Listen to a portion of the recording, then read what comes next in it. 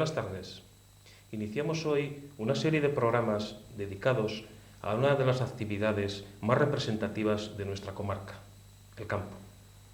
Con ello, queremos contribuir a mejorar, en la medida de lo posible, las explotaciones agrícolas de nuestro entorno. Para ello, contamos con el asesoramiento inestimable de un profesional de sobra conocido por todos ustedes. Él es don José Pérez, veterinario, más conocido como Barcella.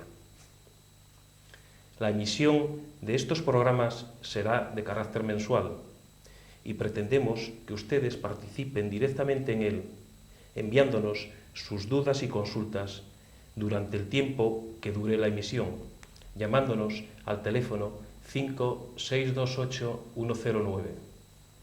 En los programas sucesivos, nuestro técnico tratará de dar respuesta a dichos interrogantes. Ya, sin más, vamos a dar paso a Barcella. Pepe, buenas tardes. Buenas tardes. Cuéntanos, ¿qué motivos te llevaron a la realización de estos programas de carácter divulgativo? En primer lugar, la intención era colaborar un poco con el funcionamiento de la televisión del instituto, que me parece una actividad muy loable para los chavales y muy interesante.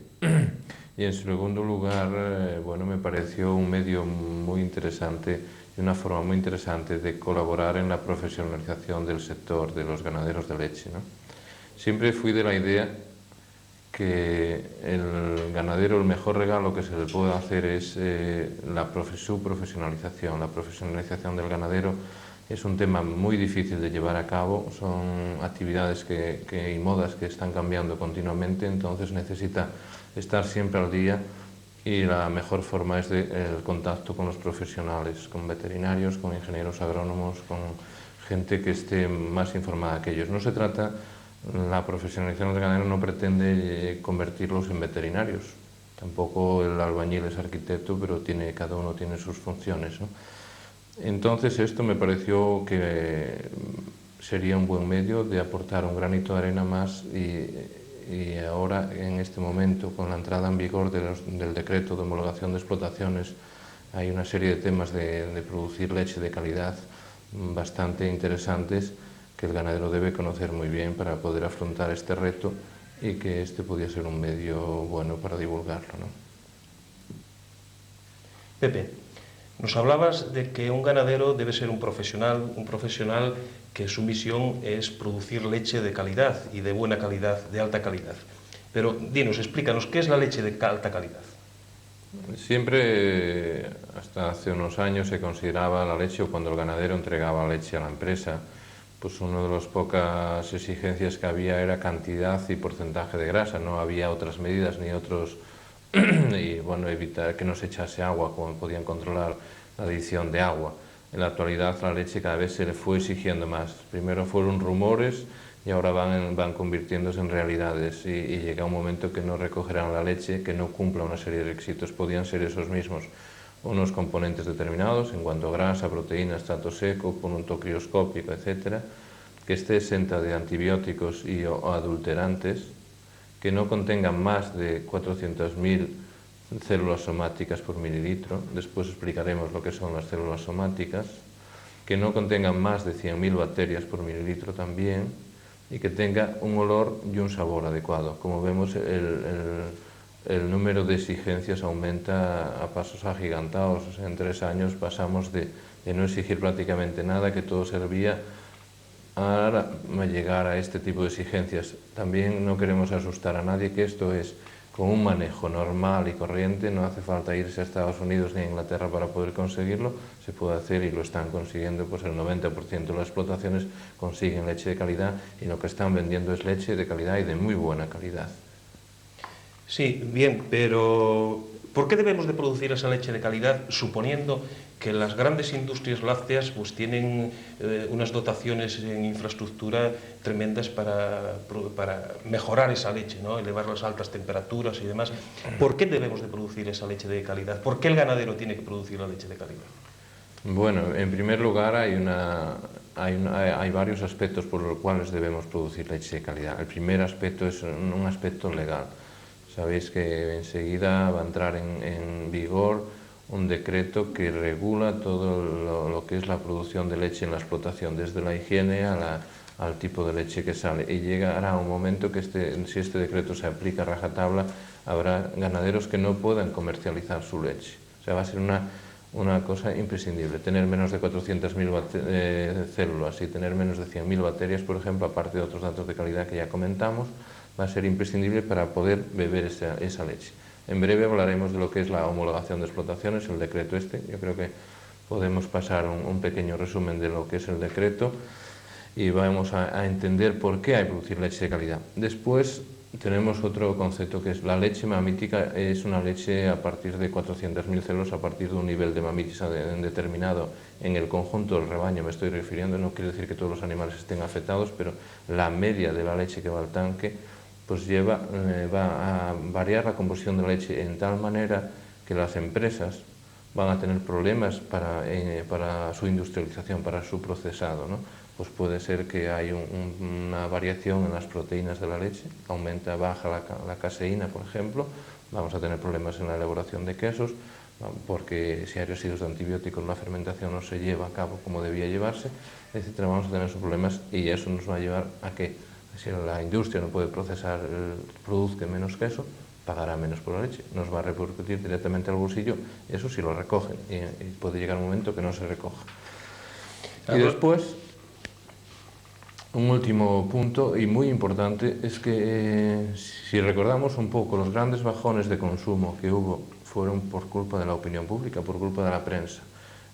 Sería una gran desgracia para el ganadero lechero, para el sector lechero, que apareciese, por ejemplo, en El País, una noticia que un niño en Granada comió leche contaminada con cloranfenicol y no sé qué más. Al día siguiente se consume un 10% menos de leche en España y eso repercute directamente en los ganaderos, la opinión pública. Por eso debemos producir leche de calidad, para que no nos salte nunca una noticia de estas, un desastre de estos, como ocurrió con el tema de la carne con las vacas locas, que no existe ningún problema, pero el descenso ahí está, los precios de la carne ahí están, ¿no? Estos son los más importantes. Con mucho, el principal punto a tener en cuenta es que producir leche de calidad implica también controlar la mamitis, que es el punto más importante para producir leche de calidad.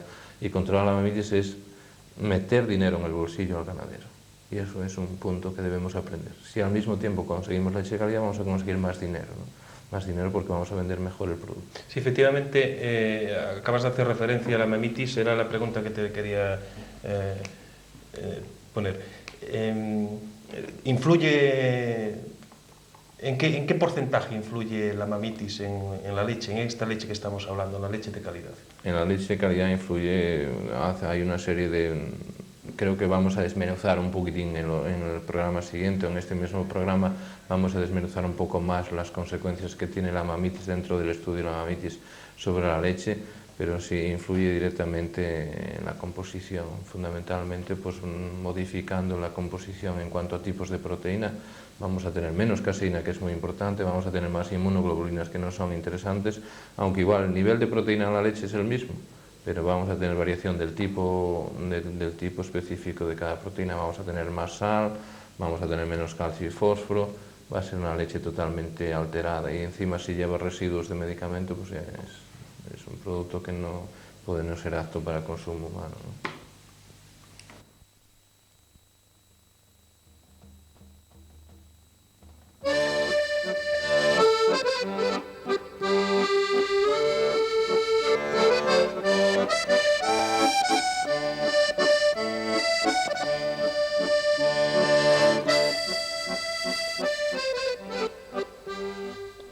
Exigencias sobre calidad de leche a partir de 1998.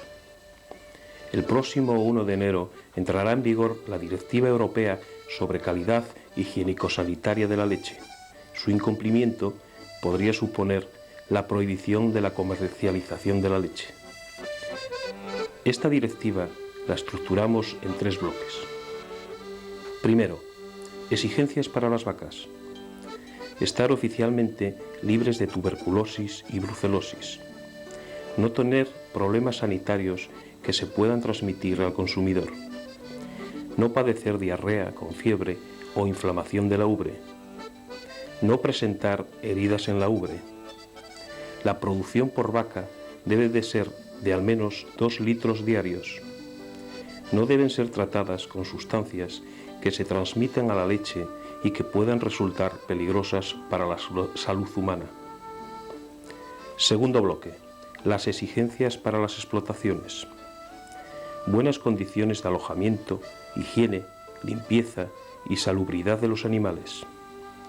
Condiciones higiénicas para el ordeño, manipulación, enfriamiento y almacenamiento. Los locales de ordeño y almacenamiento de la leche dispondrán de al menos paredes y suelos fáciles de limpiar, suelos que faciliten el drenaje de líquidos y con buenas condiciones para la eliminación de desechos, sistemas satisfactorios de ventilación e iluminación, agua potable suficiente, separación adecuada de estercoleros, accesorios y equipos fáciles de lavar, limpiar y desinfectar. Asimismo, los locales de almacenamiento de la leche dispondrán de un equipo de enfriamiento adecuado y estarán separados de los locales en los que se alberguen los animales. Tercer bloque. Las exigencias para la leche. Tener menos de 100.000 gérmenes por mililitro a 30 grados centígrados, así como menos de 400.000 células somáticas por mililitro. Y por último, ausencia de antibióticos.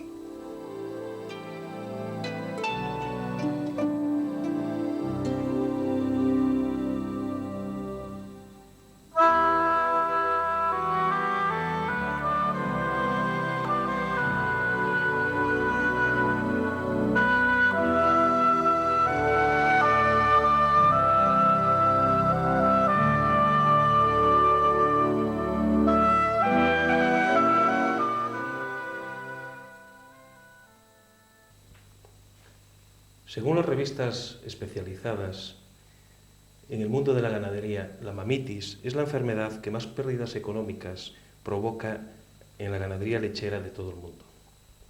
Debe quedar muy claro que es una enfermedad que no se puede erradicar. Lo único que podemos hacer es controlarla, adoptando una serie de medidas que iremos explicando. Pero nunca debemos bajar la guardia, pues el problema volverá. Nuestro técnico nos va a explicar qué es la mamitis. Pepe. La mamitis, todos los ganaderos saben que es la inflamación de la glándula mamaria que puede afectar a uno o a varios cuarterones, que puede ser provocada por muchos tipos de injurias, pero la causa más importante siempre es infecciosa.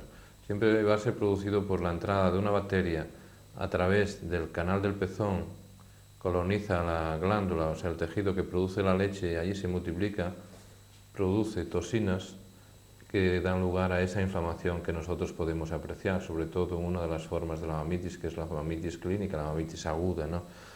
Siempre hubo esta disyuntiva de si, bueno, pues si tú hoy comentas con ganaderos ¿por qué tuvo mamitis tu vaca? Pues uno te dirá porque comió verde, otro porque cogió frío, otro por no sé qué. Y el factor más importante siempre, esos pueden ser factores desencadenantes o factores coadyuvantes, pero el factor siempre debe existir, o prácticamente en el 98% de los casos debe existir una bacteria y que entre a través del pezón. No hay otra vía de diseminación y de llegada a la ubre más que la entrada a través del conducto del pezón, y eso nos va a condicionar todas las medidas preventivas. Vamos a tener que bajar la carga bacteriana del ambiente, vamos a tener que controlar todos aquellos sistemas como puede ser el ordeño que nos van a introducir la bacteria a través del pezón, y vamos a tener que controlar que las ubres de la vaca sean adecuadas y que estén lo más limpias posibles, e incluso usar desinfectantes para controlar las bacterias. Vamos a trabajar solo con las bacterias, vamos a olvidarnos de hongos o de otras injurias que pueden producir la mamitis. Vamos a quedarnos solo con ese apartado y que quede muy claro que la bacteria es el factor más importante.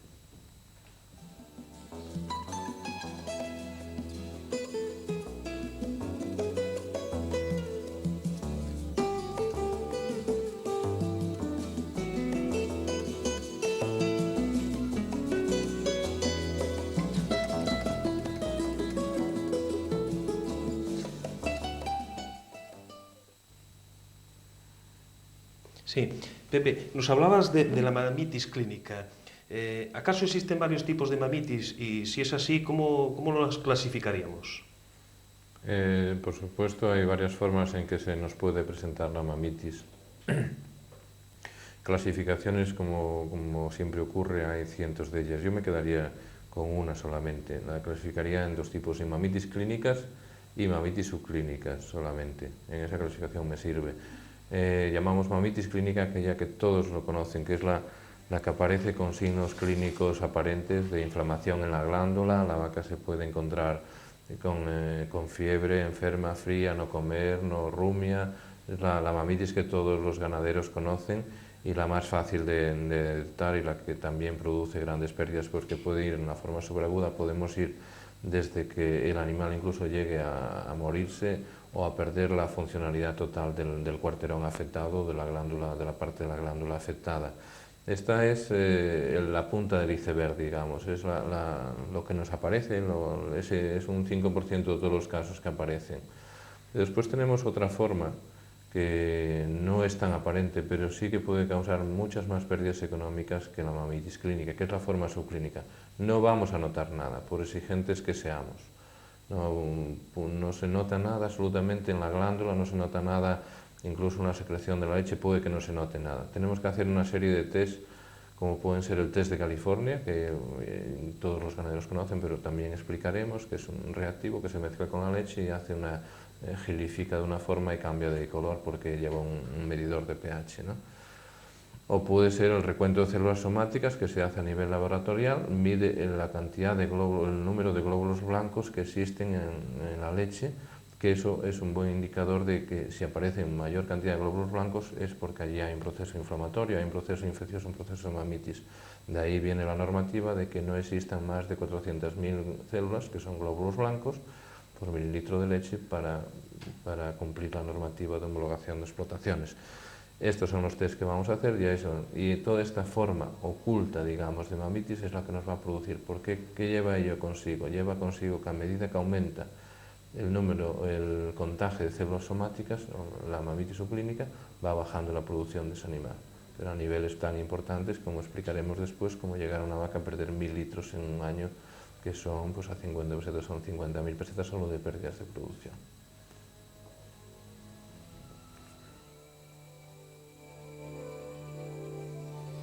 Nos habla...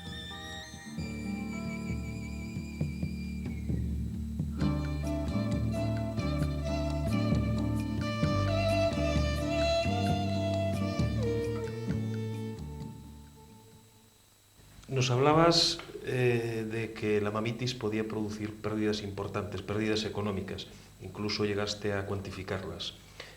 ¿Sabes si existe algún estudio económico realizado? Por supuesto, estudios económicos habrá miles de ellos hechos, ¿no? Hay unos que nos pueden gustar más o menos y dependen de las zonas, del precio de la leche en esa zona, del precio de la reposición de las vacas, de un montón de factores. Así, a bote pronto, había que considerar varios apartados que a veces no los tenemos en cuenta. Hay costes ocultos y costes a la vista de la mamitis, pérdidas ocultas y pérdidas a la vista. La pérdida más oculta es la pérdida de producción, sobre todo mamitis subclínica. Nadie sabe lo que podía dar una vaca de leche si no tuviera esa mamitis subclínica. Eso es muy difícil de cuantificar. Lo que sí es cierto que si se hacen lotes de vacas en un mismo rebaño, se puede llegar a cuantificar comparando lotes con tanta mamitis y otro lote con otro nivel de mamitis o de recuento de células somáticas, pero puede llegar a suponer un 66% del coste, este coste oculto, digamos.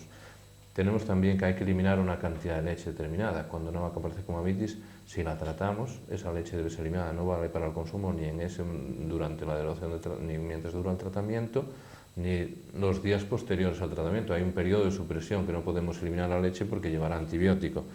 Tenemos que reponer vacas. Se van a producir o muertes, en el extremo más grave, o se va a producir también pérdida de funcionalidad de cuarterones y no podemos estar con una vaca con 2 cuarterones. Hay que eliminarla y reponerla.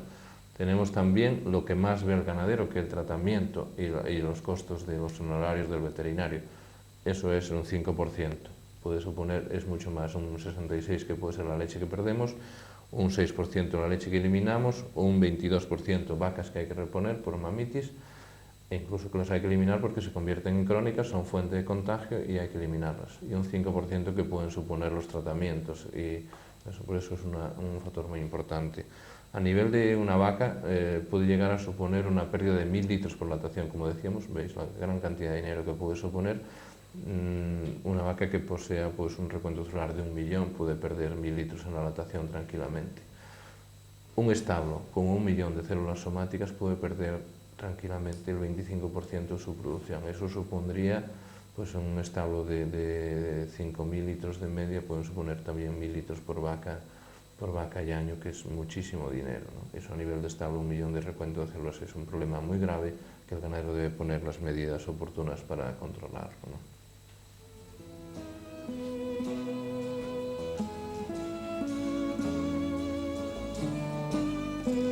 Dejas claro que la mamitis es un problema grave.